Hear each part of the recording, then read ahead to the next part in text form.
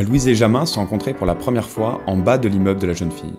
Ils avaient déjà commencé à faire connaissance, puisqu'après avoir matché sur une application de rencontre, ils avaient échangé des messages avec une intensité modérée. Malgré cela, ils restèrent en contact plusieurs semaines et c'est cette longévité dans leurs échanges qui a poussé Louise à laisser sa chance au jeune garçon. Louise ne cherchait pas forcément à entamer une relation sérieuse. Elle souhaitait simplement rencontrer un gars sympa avec qui elle pouvait traîner sans se prendre la tête. Jamin s'était inscrit sur l'application parce qu'il avait sauvagement envie de Ken. Il n'avait pas eu de rapport depuis plusieurs mois et cela commençait à être un sérieux problème pour lui. Il ne fermait cependant pas la porte au fait que la meuf qu'il allait pécho pouvait ensuite devenir sa go, même si une sex friend, ou plus vulgairement un plan cul, lui semblait nettement plus arrangeant.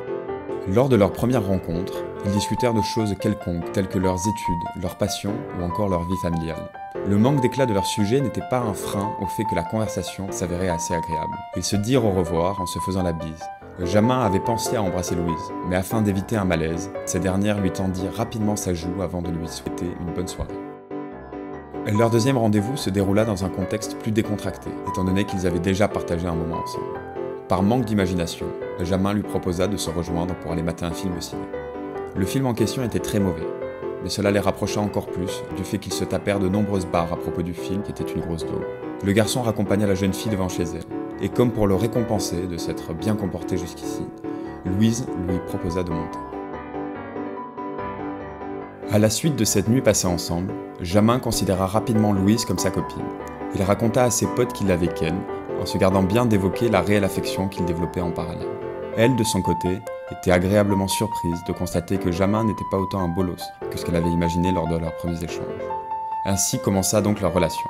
Ils conversaient régulièrement via Messenger ou par texto en fonction de l'urgence du message, qui n'était jamais réellement urgent. Louise appréciait une certaine sensibilité chez Jamin, et la plupart du temps il parvenait à être drôle et sympathique. Jamin, de son côté, trouvait que Louise n'était pas trop prise de tête, et contrairement au peu d'ex qu'il avait eu, il appréciait réellement de passer du temps avec elle. Un jour d'août, après avoir passé la nuit ensemble, ils allèrent se balader près de la tour Eiffel. Ils s'arrêtèrent un instant pour regarder la scène. Jamin se demanda alors s'il n'était pas en train de tomber amoureux. Et Louise se disait que cette journée pouvait difficilement mieux se passer. Ce fut l'apogée de leur relation. Par la suite, la magie artificielle de leur couple commença à s'estomper.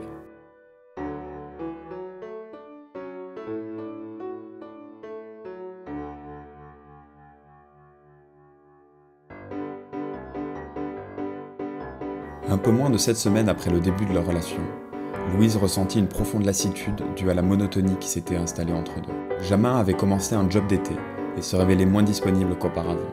Louise partit quelques semaines en vacances, ne donnant que très peu de nouvelles.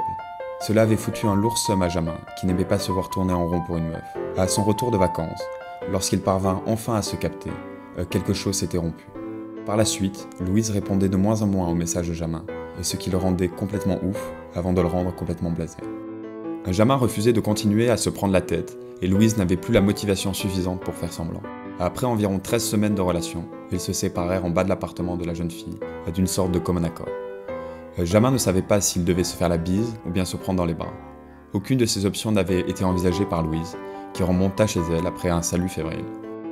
Louise et Jamin se croisèrent de nouveau lors d'une soirée en boîte plusieurs mois après. Ils se saluèrent cordialement en se disant que ce serait cool qu'ils se revoient un de ces quatre.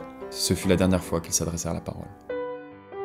Tout cela semble bien anecdotique, et vous vous demandez alors pourquoi raconter une telle histoire. Eh bien, il n'y a absolument aucune raison à cela. Cette relation entre deux jeunes personnes est commune à tant de relations dites amoureuses de notre époque. Elles naissent sans conviction, survivent sans éclat, et s'éteignent dans l'indifférence.